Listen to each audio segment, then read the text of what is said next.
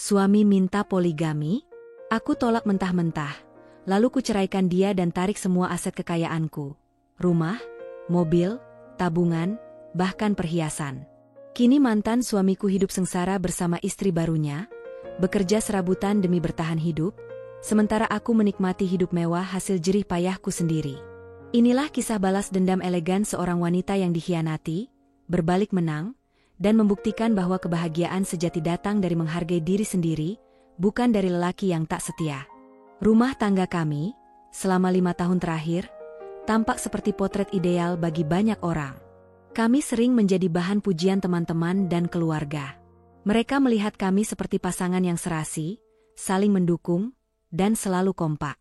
Setiap kali menghadiri acara keluarga, suamiku akan menggenggam tanganku dengan hangat, seolah mengatakan pada dunia bahwa aku adalah segalanya baginya.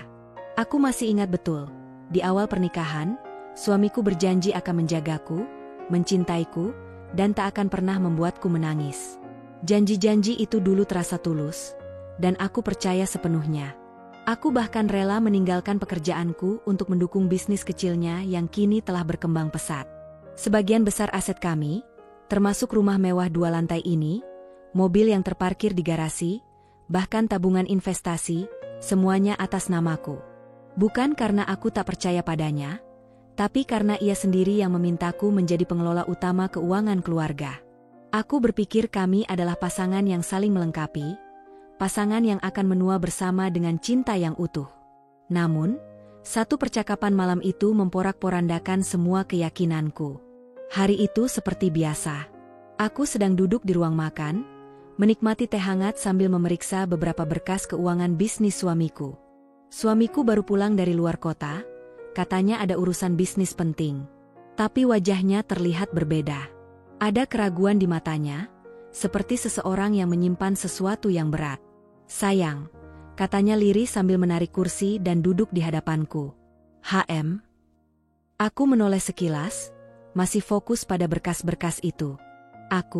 Ada sesuatu yang harus aku bicarakan denganmu. Nada suaranya membuatku berhenti membaca. Ada sesuatu di balik intonasi itu, sesuatu yang membuat dadaku tiba-tiba berdebar. Apa? Tanyaku, mencoba tenang. Dia menarik napas panjang. Aku mau menikah lagi. Aku mau poligami. Aku terdiam. Dunia serasa berhenti berputar. Teh hangat di tanganku mendadak terasa hambar.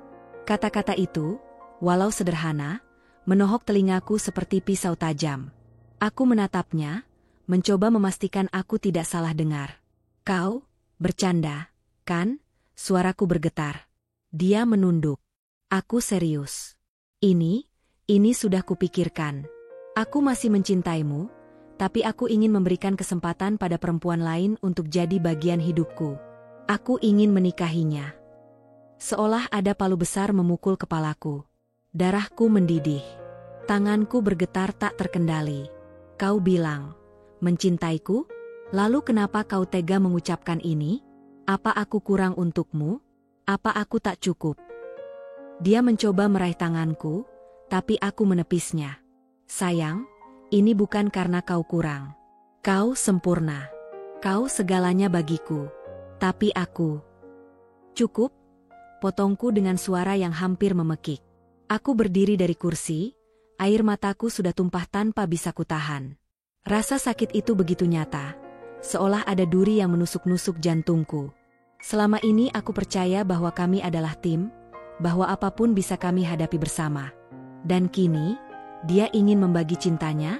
Kau tahu apa rasanya mendengar ucapanmu barusan? Kau tahu betapa hancurnya aku. Suaraku bergetar, penuh amarah dan luka.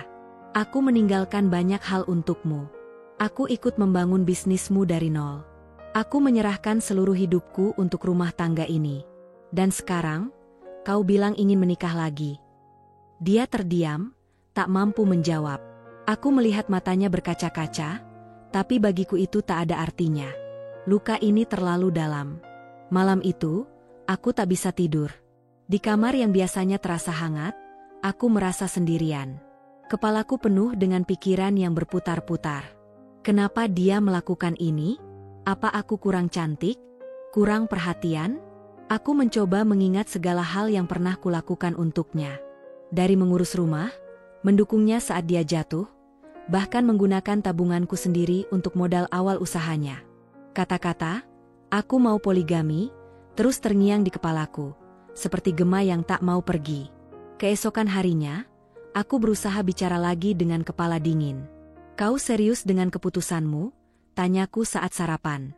Dia menatapku, dan dengan wajah penuh keyakinan, dia mengangguk. Aku sudah memikirkan ini, sayang. Ini bukan soal kau. Ini soal aku dan panggilan hatiku. Hatiku meledak. Panggilan hatimu? Ulangku dengan sinis. Kau tahu apa panggilan hatiku? Menjadi satu-satunya perempuan yang kau cintai. Itu janji yang dulu kau ucapkan di depan penghulu, di depan keluargaku, di depan Tuhan. Aku meletakkan sendok dengan keras. Kalau kau nekat, jangan harap aku akan diam. Aku tidak akan berbagi suami dengan siapapun. Tidak akan pernah. Dia terdiam, dan aku tahu ini akan menjadi awal dari perang panjang di antara kami. Konflik batin. Malam-malam berikutnya dipenuhi dengan perasaan campur aduk. Marah, kecewa, sedih, semua bercampur menjadi satu. Ada saat-saat aku menangis sendirian di kamar mandi, menggenggam dadaku yang terasa sesak. Ada rasa dikhianati yang begitu pekat, rasa bahwa aku tak lagi berarti untuknya. Aku melihat cincin kawin di jariku, dan rasanya ingin kulepaskan saja. Janji setia yang dulu kami buat kini terasa seperti kebohongan besar. Aku tak pernah membayangkan suamiku, yang dulu kukira adalah lelaki paling setia, bisa mengucapkan permintaan sekejam itu. Aku merasa seolah-olah semua cinta dan pengorbananku selama ini tidak ada harganya. Aku tahu, sejak hari itu, tak ada yang sama lagi. Rumah tangga kami yang dulu tampak harmonis kini, seperti istana yang perlahan runtuh dari dalam. Aku tak tahu bagaimana masa depan kami, tapi satu hal pasti, aku tidak akan pernah menjadi perempuan yang membiarkan harga dirinya diinjak. Malam itu, saat aku berbaring di sisi tempat tidurku, punggung kami saling membelakangi. Aku sadar, permintaan poligami itu bukan sekadar keinginan suamiku, itu adalah tamparan keras bagi diriku. Dan untuk pertama kalinya dalam 5 tahun pernikahan, aku mulai bertanya, apakah aku benar-benar mengenalnya? Sepekan setelah malam yang menghancurkan itu, aku sudah mencoba segala cara untuk mengubah pikiran suamiku. Aku menunggu waktu yang tepat, berbicara dengan suara tenang, memohon agar ia berpikir ulang. Namun, setiap kata-kataku hanya dibalas dengan kalimat dingin yang menusuk. Ini hakku sebagai laki-laki. Aku tidak salah. Hatiku semakin tercabik-cabik. Aku tahu ini bukan hanya soal cinta, tapi soal harga diriku sebagai perempuan. Aku bukan sekadar harta yang bisa dibagi dua. Aku bukan wanita yang rela berbagi tempat di hatinya. Hari itu, tanpa kusadari, aku telah dijebak dalam sebuah forum keluarga. Suamiku bilang, "Ayo, kita makan malam di rumah orang tuaku. Mereka ingin bicara." Aku mengangguk, meski perasaanku sudah tidak enak sejak awal. Rumah mertua memang tak pernah benar-benar terasa ramah untukku. Ada tatapan-tatapan tajam yang sering mereka berikan, terutama saat bisnis suamiku mulai sukses. Mereka tahu, sebagian besar modal usaha datang dariku. Dan mereka tidak pernah suka ketika aku yang mengelola keuangan keluarga.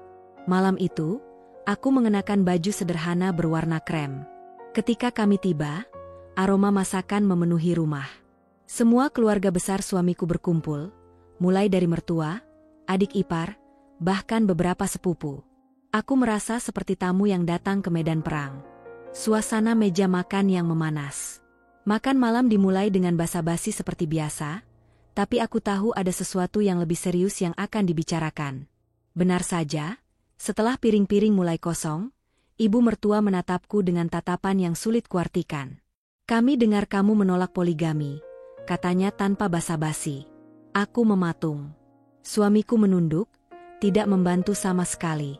Aku tidak menolak untuk menolak. Aku hanya tidak bisa menerima dipoligami. Aku mencintai suamiku dan ingin rumah tangga kami tetap satu. Jawabku pelan namun tegas. Ibu mertua menghela napas panjang. "Nak, dengarkan kami. Poligami itu bukan hal buruk. Suamimu hanya ingin berbagi rezeki dengan perempuan lain. Toh, Dia mampu secara ekonomi. Dan kamu harus belajar legawa. Aku hampir tersedak dengan kata-kata itu. Belajar legawa? Bukankah pernikahan dibangun atas kesetiaan dan cinta yang utuh? Kenapa aku yang harus mengalah, sedangkan dia yang mengkhianati janji? Paman suamiku ikut bicara. Nak, kamu ini perempuan modern. Jangan terlalu egois. Banyak perempuan di luar sana yang rela dimadu. Apa salahnya kamu sedikit berkorban? Berhenti. Berkorban? Aku menatap satu persatu wajah mereka. Setiap kata yang keluar terasa seperti belati menusuk. Bagaimana bisa mereka semua mendukungnya? Apakah tidak ada yang peduli pada perasaan dan harga diriku? Aku bukan perempuan yang mau dibagi cintanya. Aku bukan mainan. Aku istrinya, bukan boneka, kataku dengan suara mulai bergetar. Sendirian melawan mereka. Suamiku akhirnya angkat bicara, tapi kata-katanya justru membuatku semakin sakit. Sayang, mereka hanya ingin kita bahagia. Aku juga mencintaimu, tapi aku ingin poligami. Aku butuh restumu. Aku menoleh padanya dengan tatapan penuh amarah dan air mata. Restu? Kau minta restu untuk mengkhianati aku? Kau minta restu untuk menghancurkan rumah tangga kita? Jangan harap. Hening sesaat. Semua mata memandangku. Lalu ibu mertua berkata dengan suara tinggi, "Nak, jangan bicara seperti itu di depan orang tua. Kami ini keluarganya. Kami tahu yang terbaik. Kau ini terlalu banyak bicara. Kalau tak suka, kau bisa pergi." Jantungku seperti diremas. Aku menoleh pada suamiku, berharap dia membelaku. Tapi dia hanya terdiam. Diam. Air mataku jatuh tanpa bisa kutahan. Di meja itu, aku merasa seperti seorang prajurit yang melawan pasukan besar sendirian. Tidak ada satupun yang berdiri di sisiku. Keputusan dalam diam. Malam itu, aku pulang dengan perasaan hancur. Di dalam mobil, kami tidak berbicara.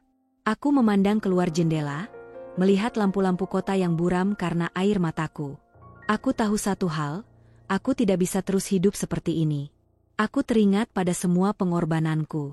Semua uangku, semua tenaga dan waktuku yang kuhabiskan untuk membangun kehidupan bersama suamiku. Dan sekarang, dia tega meninggalkanku sendirian dalam pertempuran ini. Aku menggenggam cincin kawinku. Dalam hati aku berjanji, jika dia memilih perempuan lain, aku akan memilih diriku sendiri. Aku tidak akan menjadi korban. Malam itu, aku berbaring di ranjang kami, punggung kami kembali saling membelakangi. Di dalam hati, aku tahu, pertarungan ini baru saja dimulai. Malam itu terasa panjang dan penuh sesak. Setelah makan malam di rumah mertua, pikiranku terus berputar, memutar ulang semua kata-kata yang diucapkan mereka. Suamiku tidur dengan nyenyak di sebelahku, seolah tak terjadi apa-apa. Aku memandang punggungnya dengan campuran marah, kecewa, dan sakit hati. Di dadaku, ada bara yang terus menyala, membakar perasaan cinta yang dulu begitu hangat. Aku hanya ingin poligami, ini hakku, kata-katanya beberapa hari lalu masih terngiang. Dan kini, setelah seluruh keluarga besarnya memihaknya, aku tahu, aku sendirian dalam perang ini. Aku duduk di pinggir ranjang, air mata menetes tanpa suara. Aku mengingat semua pengorbananku. Bagaimana aku menjual emas warisan ibuku untuk modal usaha suamiku, bagaimana aku meninggalkan pekerjaanku agar bisa fokus membangun bisnis bersama, bagaimana aku rela berhemat saat bisnisnya jatuh hanya demi dia tak kehilangan kepercayaan diri. Semua yang kami miliki sekarang, rumah besar, mobil, tabungan, adalah hasil kerja keras bersama. Tapi kini, aku seperti tak punya arti. Pertengkaran besar. Keesokan paginya, aku tak bisa lagi menahan emosi. Saat dia duduk di ruang makan, aku meletakkan secangkir kopi di depannya dengan keras. Dia menatapku heran. "Ada apa?" tanyanya dengan nada santai, seperti tidak ada beban. Aku menatap matanya dalam-dalam. "Kau benar-benar serius ingin menikahi perempuan itu?" Dia menghela napas, lalu mengangguk. "Aku serius. Aku ingin kau menerima keputusan ini." "Aku tidak akan pernah menerima." Suaraku naik 1 oktav. "Aku bukan perempuan lemah yang bisa kau bagi cintanya. Kau pikir aku hanya pelengkap dalam hidupmu?" Dia terdiam, tapi aku melihat wajahnya mulai tegang. Jangan membuat ini rumit, sayang. Aku hanya... Cukup, potongku. Kau ingin menghancurkan rumah tangga ini demi nafsu sesaatmu? Setelah semua yang kulakukan untukmu? Dia bangkit dari kursinya. Ini bukan soal nafsu. Ini keputusanku sebagai laki-laki. Kalau kau tidak mau menerima, itu urusanmu. Tapi aku tetap akan menikahinya. Kata-kata itu membuatku gemetar. Hatiku hancur seketika, seperti kaca yang dipecahkan. Aku merasakan kepedihan yang tak bisa diungkapkan dengan kata-kata. Harga diri yang diinjak. Aku menatapnya dengan tatapan tajam, menahan air mata yang hendak pecah. Kau tahu apa artinya ini bagiku? Ini bukan hanya soal cinta. Ini soal harga diriku sebagai istrimu. Kau memintaku merelakanmu berbagi ranjang dengan perempuan lain. Kau ingin aku tersenyum melihatmu pulang dengan wangi parfum wanita lain. Dia mengusap wajahnya, terlihat gelisah. Aku tidak ingin kau melihat ini sebagai penghinaan. Kalau begitu, apa namanya? Tanyaku dengan suara bergetar. Kau pikir aku akan duduk manis, menunggu giliran cintamu? Tidak, aku tidak akan pernah hidup seperti itu. Hening. Hanya suara detak jam di ruang makan yang terdengar. Aku bisa merasakan bahwa ini adalah titik yang memisahkan kami. Keputusan berat. Hari itu, aku mengurung diri di kamar. Aku menangis sejadi-jadinya, menutup wajah dengan bantal agar suaraku tak terdengar. Ada rasa hancur, kecewa, dan marah yang bercampur menjadi satu. Namun di tengah tangisan itu, ada suara lain di dalam hatiku. Kau harus memilih dirimu sendiri. Jangan biarkan dirimu diinjak. Malamnya, aku duduk di ruang tamu, menunggu dia pulang. Ketika pintu terbuka, aku menatapnya dengan mata yang masih sembab. Kita harus bicara, kataku pelan tapi tegas. Dia duduk, terlihat lelah. Apalagi? Aku menarik napas panjang. Jika kau tetap ingin poligami, maka aku tidak akan jadi istrimu lagi. Aku akan menggugat cerai. Dia terdiam, wajahnya berubah pucat. Apa kau serius? Aku sangat serius, jawabku tanpa ragu. Aku tidak akan membiarkan diriku diperlakukan seperti ini. Aku memilih hidup sendiri daripada berbagi suami. Dia mencoba menenangkan. Sayang, jangan terbawa emosi. Kita bisa cari jalan tengah. Tidak ada jalan tengah dalam pengkhianatan, potongku dingin. Hati yang hancur, tapi tegas. Setelah percakapan itu, aku merasa hatiku seperti diremuk. Ini bukan keputusan mudah. Aku mencintainya, tapi cinta tak seharusnya mengorbankan martabat. Malam itu, aku membereskan sebagian barang-barangku. Foto pernikahan yang selama ini tergantung di dinding kamarku turunkan. Aku menatapnya lama, mengingat semua janji manis di masa lalu menyimpannya ke dalam kotak. Suamiku mencoba menghentikan langkahku. Sayang, jangan seperti ini.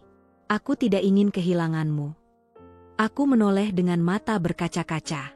Kau sudah kehilanganku sejak kau memilih untuk mengkhianati cinta kita. Jangan salahkan aku karena tak mau bertahan. Dia terdiam. Aku berjalan ke kamar tamu malam itu, tidur sendirian dengan hati yang penuh luka. Keputusan untuk bercerai tidak datang dengan ringan. Tapi setelah malam panjang penuh tangis dan renungan, aku sadar, aku tidak lagi bisa bertahan di rumah tangga ini. Aku pernah mencintai suamiku dengan sepenuh hati, tapi cinta itu kini berubah menjadi luka yang menyesakan. Aku memilih untuk meninggalkan semuanya, namun tidak tanpa menuntut hakku. Karena, sejatinya, segala yang kami miliki saat ini adalah hasil kerja keras yang paling banyak berasal dari pengorbananku. Modal usaha berasal dari tabunganku. Rumah ini dibangun dengan uang warisan dari orang tuaku. Mobil yang dipakai sehari-hari juga atas nama diriku. Dan ketika aku menyerahkan semua itu dulu, tak pernah terlintas dalam benakku bahwa suatu hari aku akan menariknya kembali. Namun, sekarang aku tak punya pilihan lain. Pengumuman yang mengejutkan. Siang itu, aku memanggil suamiku ke ruang tamu. Di tanganku ada map tebal berisi surat-surat kepemilikan aset, sertifikat rumah, BPKB mobil, hingga rekening tabungan. Dia duduk di sofa dengan wajah tegang. Ada apa lagi? Kita sudah bicara soal cerai kemarin, kan? Aku menatapnya dengan sorot mata yang tak lagi lembut. Ya, dan aku serius dengan keputusanku. Aku tidak hanya pergi. Aku juga menarik semua aset yang memang menjadi hakku. Dia terbelalak. Apa maksudmu? Kamu mau ambil semuanya? Ya, jawabku dingin. Rumah ini atas nama aku, mobil juga, tabungan investasi sebagian besar juga dari uangku. Aku akan mengambil semuanya. Kamu mau menikah lagi? Silakan. Tapi jangan pikir kau bisa menikmati kenyamanan yang kubangun dengan tanganku sendiri. Suami yang terkejut. Wajahnya berubah pucat. Sayang, jangan begini. Ini rumah kita. Mobil itu juga untuk kita berdua. Kalau kau ambil semuanya, aku mau tinggal di mana? Aku harus mulai dari nol. Aku menarik napas panjang.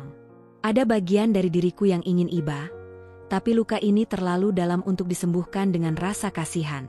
Itu konsekuensi dari pilihanmu. Kau memilih menghancurkan rumah tangga ini. Kau harus terima risikonya.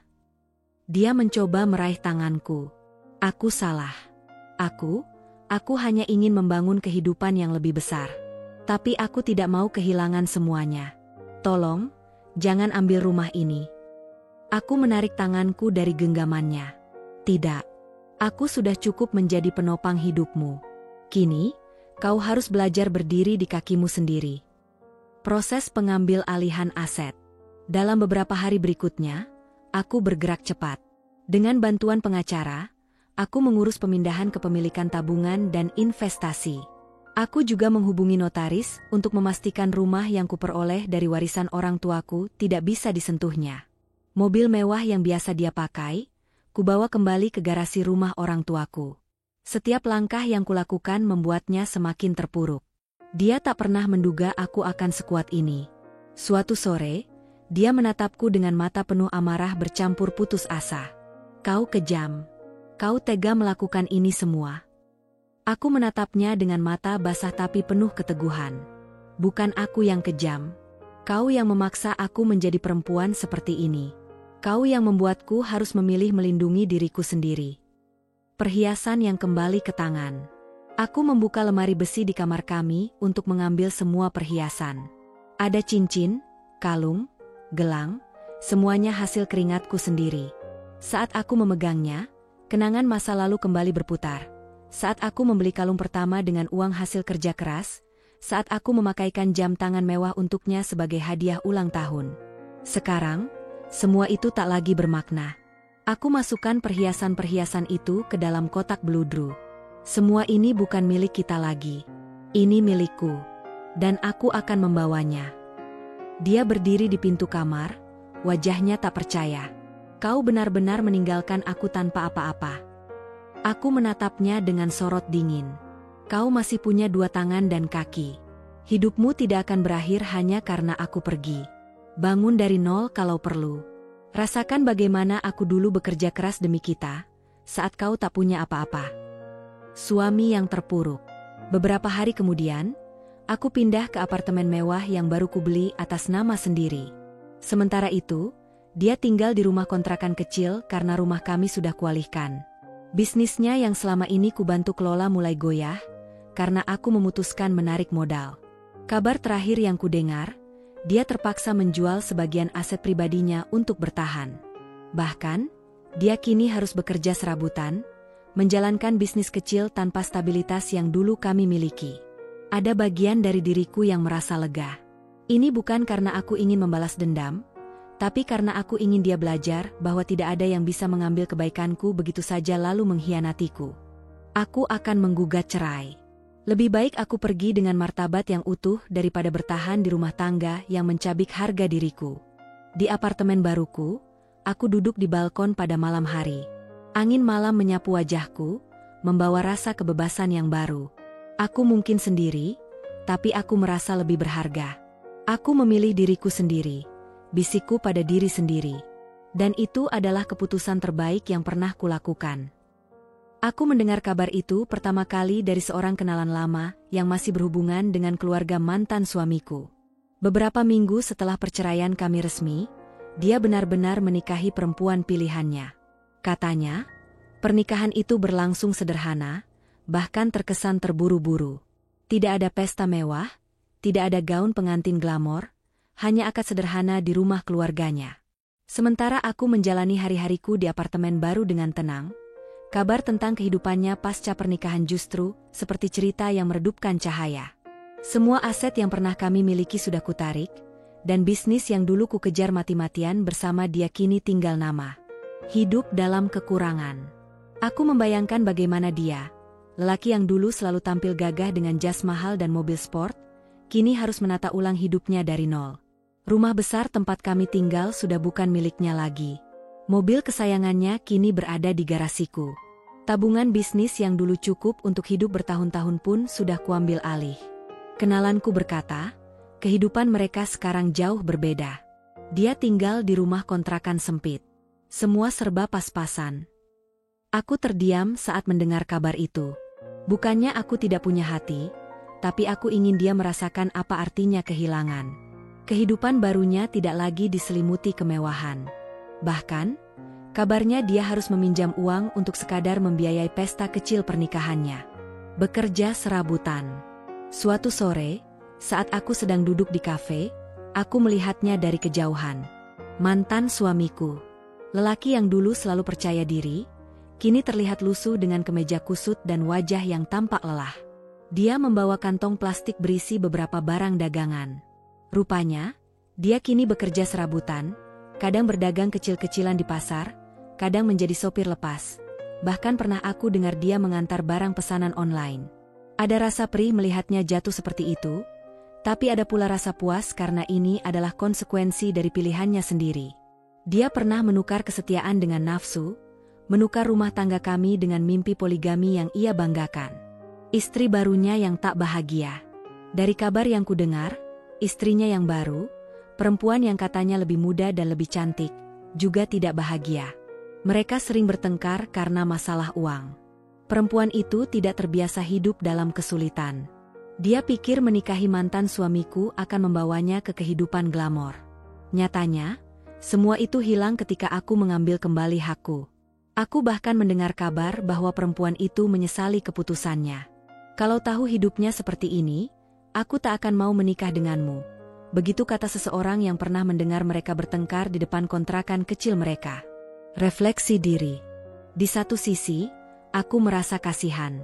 Aku pernah mencintainya sepenuh hati, pernah tidur di pelukannya dengan rasa aman.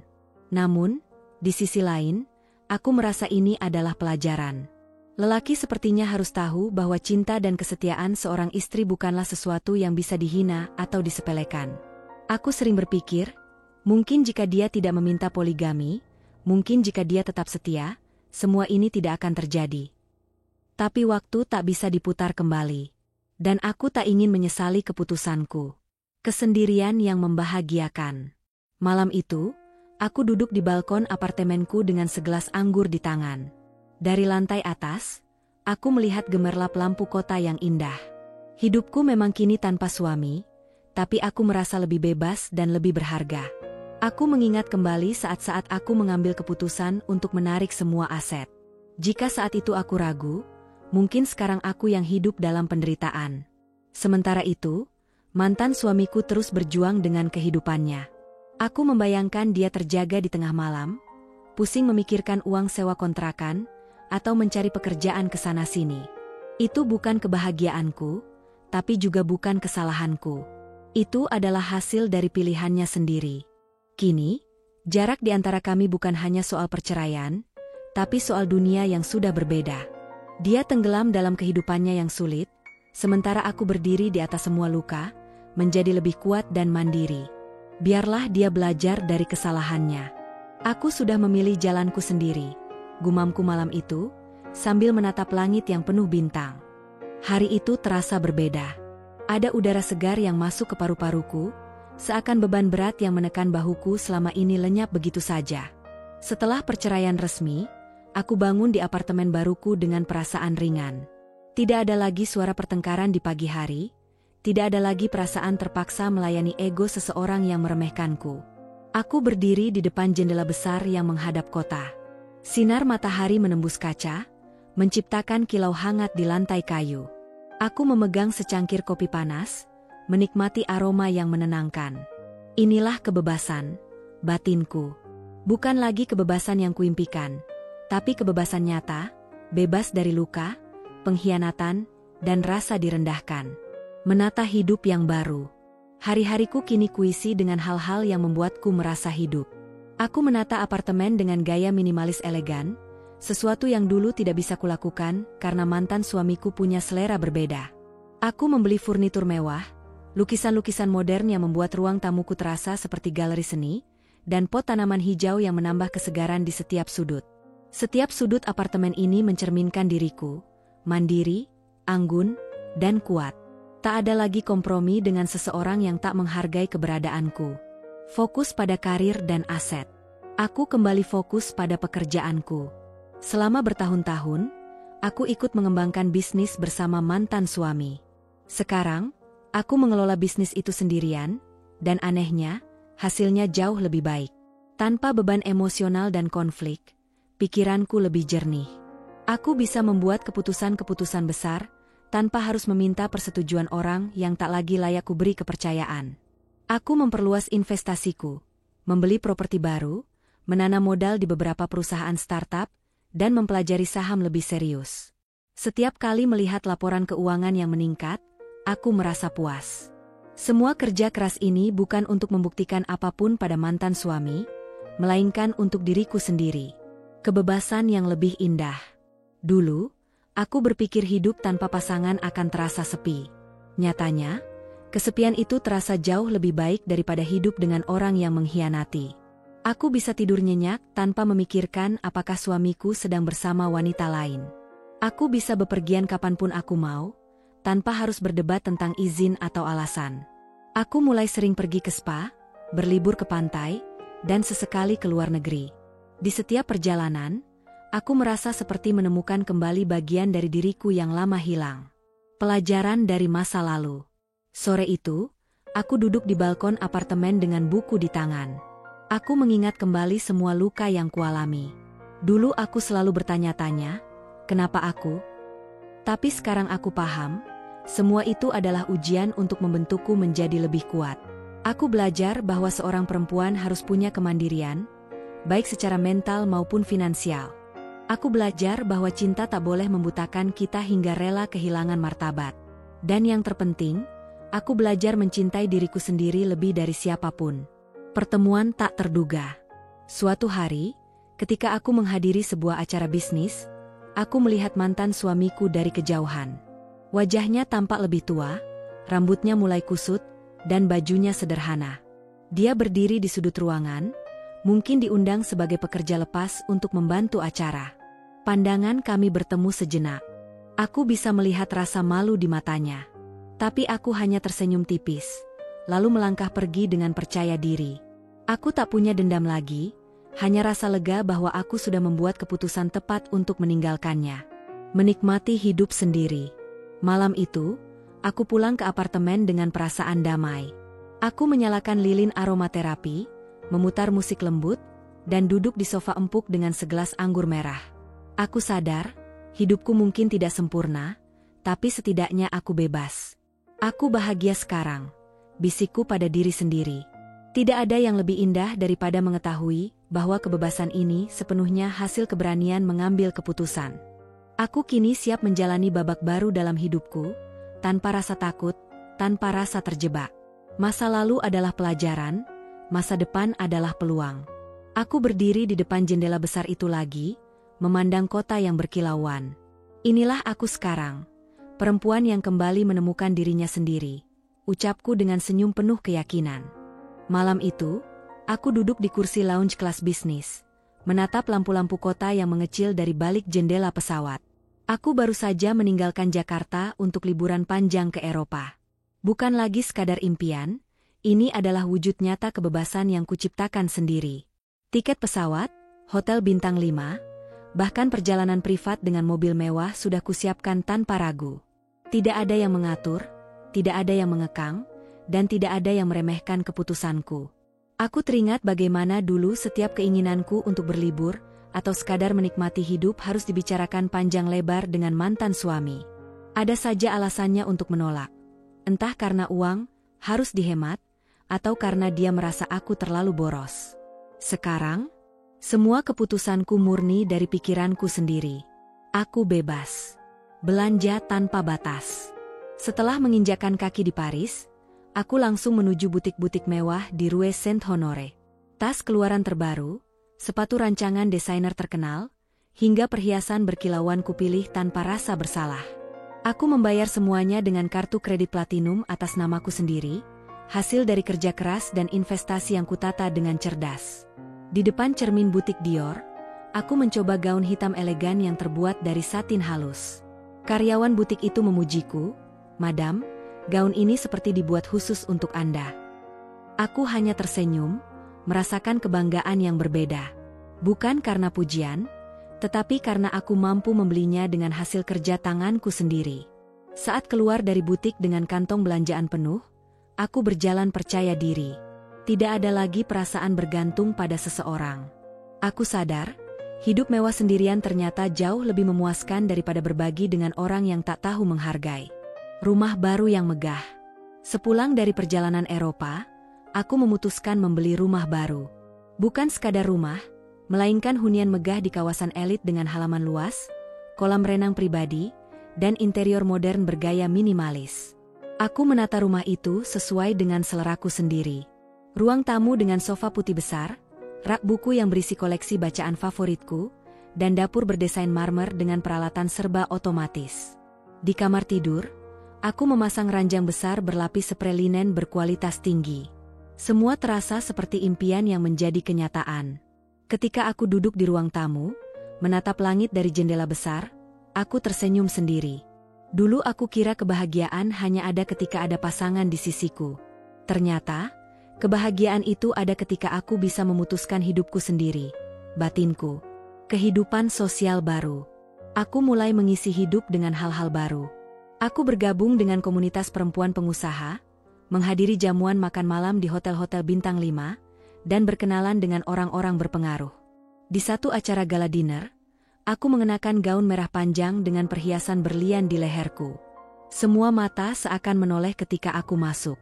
Beberapa orang menanyakan kabar, bahkan ada yang memuji keberhasilanku dalam bisnis. Aku hanya tersenyum sopan. Aku adalah diriku sekarang, tanpa bayangan siapapun, pikirku. Perjalanan tanpa beban. Setiap beberapa bulan, aku menjadwalkan liburan ke luar negeri.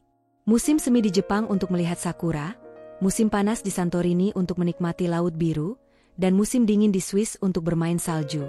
Aku menginap di villa-villa eksklusif, menikmati sarapan di balkon sambil memandang pemandangan menakjubkan. Di momen-momen itu, aku benar-benar merasa hidup. Tidak ada rasa takut akan pengkhianatan, tidak ada rasa terjebak dalam hubungan yang merusak. Hanya ada aku, kebebasan, dan dunia yang luas menantiku. Bayangan masa lalu. Kadang, di tengah semua kemewahan ini, bayangan masa lalu sempat melintas. Aku ingat wajah mantan suamiku yang dulu merasa berkuasa, memintaku memahami keinginannya untuk poligami. Sekarang, kabar tentang dia hanya sampai di telingaku lewat bisikan orang-orang. Dia hidup pas-pasan, berusaha keras menafkahi istri barunya, bahkan harus bekerja serabutan. Ada rasa puas di dalam hatiku. Bukan karena aku menikmati penderitaannya, tapi karena aku berhasil keluar dari lingkaran yang menghancurkan hidupku. Kalau aku dulu tidak berani melawan, mungkin sekarang aku yang terjebak di situ, gumamku. Bebas dan bahagia. Malam itu, aku duduk di tepi kolam renang rumah baruku, mengenakan gaun santai, menikmati musik lembut, dan memandangi pantulan cahaya lampu di air. Aku tersenyum pada diriku sendiri. Aku mungkin sendirian, tapi aku bebas. Aku kaya, bukan hanya karena harta, tapi karena aku punya kekuatan untuk memilih kebahagiaanku sendiri, bisikku. Hidup mewah sendirian ternyata bukan kesepian, tapi hadiah. Hadiah karena aku berani keluar dari ikatan yang tidak sehat. Hadiah karena aku menghargai diriku sendiri lebih dari siapapun. Hari itu, aku tidak pernah menyangka akan bertemu dengannya. Aku baru saja selesai menghadiri rapat di sebuah hotel bintang 5 di pusat kota. Dengan mengenakan setelan blazer putih elegan dan sepatu hak tinggi, aku berjalan keluar dari lobi dengan percaya diri. Namun, tepat di depan pintu masuk, aku melihat sosok yang membuat langkahku terhenti sejenak. Sosok itu familiar, meski penampilannya begitu jauh dari bayangan masa lalu. Dialah mantan suamiku. Sosok yang berbeda. Lelaki yang dulu selalu tampil rapi dengan pakaian bermerk kini terlihat lusuh. Kemejanya kusut dan pudar warnanya, celananya tak lagi tampak seperti milik seorang pengusaha sukses. Wajahnya tampak lebih tua dari usianya, dengan garis lelah yang jelas di sekitar mata. Rambutnya sedikit acak-acakan, dan tubuhnya terlihat lebih kurus dari terakhir kali aku melihatnya. Dia menatapku dengan tatapan penuh rasa malu, seolah ingin menyembunyikan diri tapi tak mampu. "Kamu," gumamnya lirih, seperti tak percaya melihatku berdiri di hadapannya, tampak begitu berbeda dengan ingatan masa lalu kami. Aku terdiam. Ada rasa yang aneh di dadaku. Bukan lagi cinta, tapi semacam luka lama yang disentuh kembali. Penyesalan yang terlihat jelas. "Kamu kelihatan beda," ujarnya, suara parau dan agak bergetar. "Aku memang sudah beda," jawabku singkat, tapi dengan nada tegas. Aku bisa melihat matanya berkaca-kaca. Dia tampak ingin mengatakan banyak hal, tapi seolah tak tahu harus mulai dari mana. "Aku menyesal," katanya akhirnya. "Semua yang kulakukan dulu salah. Aku bodoh." Aku menatapnya, mengingat bagaimana dia dulu dengan bangganya meminta izin untuk poligami, didukung oleh keluarganya, dan menganggap aku tak punya pilihan selain menerima. Kini, lelaki yang dulu meremehkanku berdiri di hadapanku dalam keadaan yang berbanding terbalik. "Kenapa sekarang kamu bilang menyesal?" tanyaku, suara tenang tapi dingin. "Ketika aku memilih pergi, ketika aku mengambil kembali semua hakku, kamu memilih jalanmu sendiri. Lalu sekarang, apa yang kamu harapkan dariku?" Dia terdiam, menunduk. Dari cara dia menghela napas, aku tahu hidupnya tidak mudah. Kisah yang terungkap. "Aku tidak punya apa-apa sekarang," katanya lirih. "Bisnis kita hancur setelah kamu pergi. Rumah, mobil, semuanya hilang. Aku sudah coba bangkit, tapi susah.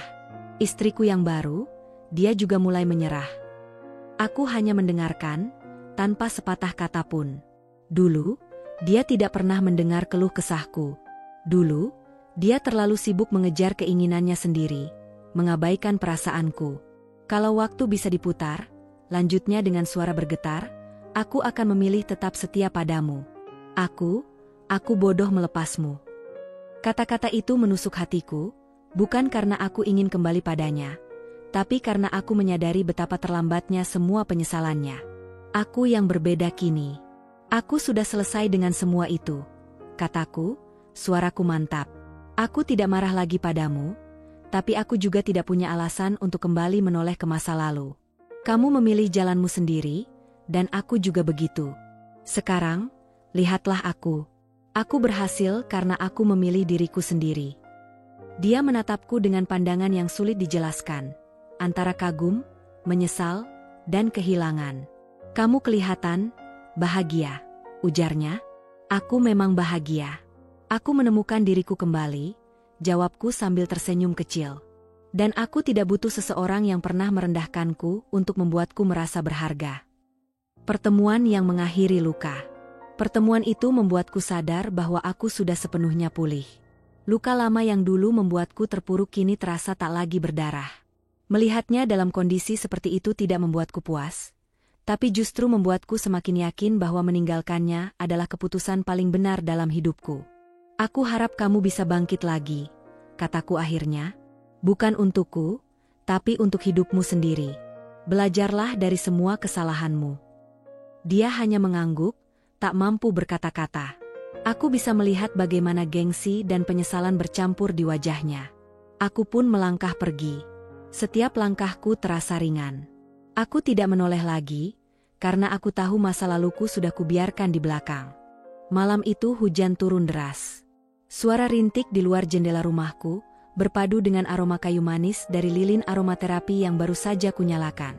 Aku sedang duduk di ruang tamu megahku, menikmati secangkir teh hangat sambil membaca laporan keuangan bulanan. Hidupku terasa damai, tenang, dan terkendali. Namun ketenangan itu terpecah ketika ponselku bergetar. Sebuah pesan masuk, dari nomor yang masih kuingat dengan jelas. mantan suamiku. Aku ingin bicara, tolong temui aku, hanya sebentar. Aku menatap layar ponsel itu lama. Ada keengganan di hatiku, tapi juga rasa penasaran. Pada akhirnya, aku membalas singkat. Di mana? Pertemuan yang penuh beban. Kami bertemu di sebuah kafe kecil, tempat yang dulu sering kami kunjungi saat awal pernikahan. Namun suasananya kini terasa berbeda. Aku duduk mengenakan mantel panjang, dengan rambut tertata rapi. Sementara dia, terlihat semakin rapuh. Jaketnya lusuh, matanya sayu, dan wajahnya tampak lelah.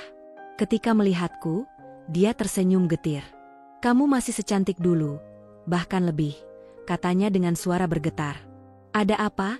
tanyaku dingin, menahan rasa ingin cepat menyelesaikan pertemuan ini. Dia menunduk, menggenggam tangannya sendiri di atas meja. Aku sudah gagal. Bisnis hancur, istriku meninggalkanku. Aku butuh bantuan. Tolonglah aku, hanya kali ini. Permintaan yang menggores luka lama. Aku terdiam, membiarkan kata-katanya menguap di udara. Ada rasa getir di dadaku. Dulu, saat aku yang berjuang sendirian, dia tidak pernah ada untukku. Dulu, dia dengan enteng mengkhianatiku, mengorbankan perasaanku demi keegoisannya. "Kamu datang padaku untuk minta bantuan?" tanyaku, nada suaraku setajam pisau. "Setelah semua yang kamu lakukan padaku? Setelah kamu dan keluargamu menganggap aku tidak punya harga diri?" Dia terdiam. Matanya mulai berkaca-kaca. Aku salah. Aku terlalu buta dengan kesombonganku. Aku tahu aku tidak pantas, tapi aku benar-benar tidak tahu harus kemana lagi. Aku menarik napas panjang, mencoba menahan amarah lama yang kembali muncul. "Kamu ingat ketika aku menangis minta kamu memikirkan kembali keputusan poligami itu? Kamu ingat bagaimana keluargamu menghinaku, menganggap aku wanita yang tak tahu diri? Sekarang, setelah semuanya berbalik, kamu ingin aku membantu." Dialog emosional tentang harga diri. "Aku tidak pernah mengerti betapa berharganya kamu," dia berkata lirih. "Aku bodoh.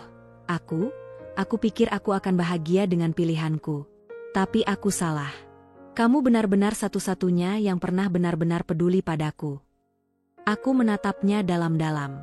Ada rasa sakit yang dulu membekas, tapi bukan cinta lagi. Yang tersisa hanyalah luka yang sudah sembuh, meninggalkan bekas yang tak akan pernah hilang. "Aku pernah mencintaimu dengan sepenuh hati," kataku pelan tapi tegas. "Aku memberikan semuanya, waktu, tenaga, bahkan seluruh hidupku untuk mendukungmu. Tapi kamu mengkhianati itu semua. Kamu mematahkan hatiku, dan yang lebih buruk, kamu merendahkan martabatku. Sekarang, apa yang kamu harapkan dariku? Simpati?" Dia menatapku penuh harap. "Aku hanya ingin kesempatan kedua. Aku ingin menebus semua kesalahanku." Aku menggeleng.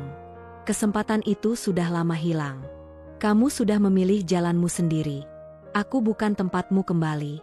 Aku sudah selesai dengan masa lalu, termasuk denganmu." Tentang cinta dan karma. "Jadi, kamu tidak akan menolongku sama sekali?" Suaranya serak, hampir putus asa. "Aku tidak membencimu lagi," jawabku dingin. "Tapi aku juga tidak punya kewajiban lagi untuk menolongmu.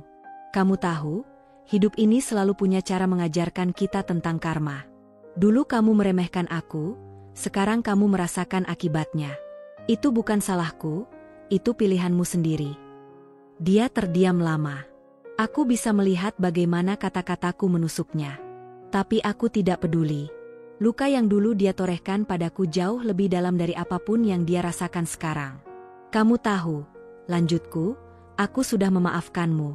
Tapi memaafkan bukan berarti aku akan kembali menanggung kesalahanmu." Penolakan terakhir. Setelah beberapa saat, dia berkata dengan suara lirih, "Aku mengerti.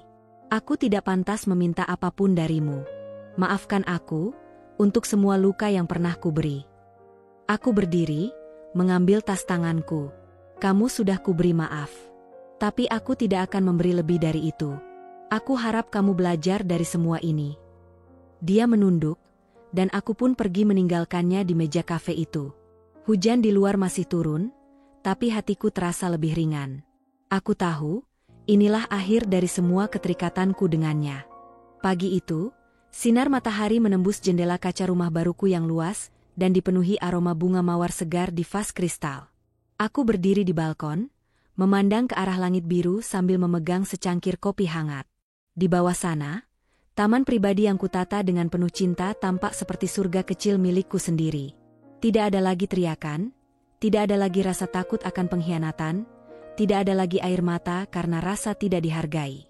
Semua itu telah menjadi masa lalu yang tidak lagi menyakitkan.